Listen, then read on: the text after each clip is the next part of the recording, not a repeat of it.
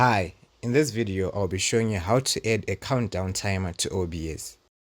First, just open your browser, then type in on your Google OBS countdown timer. Open that, just open the first link. After you do that, you need to go to download. Then here is where you select your system preference. My system is a Windows, so I'm going to download the Windows one. After you do that, open the file, and then you run.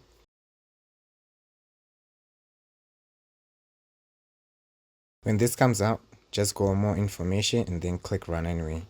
But make sure that your OBS is not running.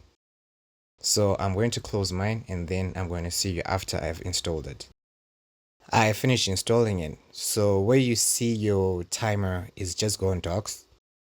Then this is where you see your countdown timers. Click on it. And there it is. Just edit on your tab and then you're good to go.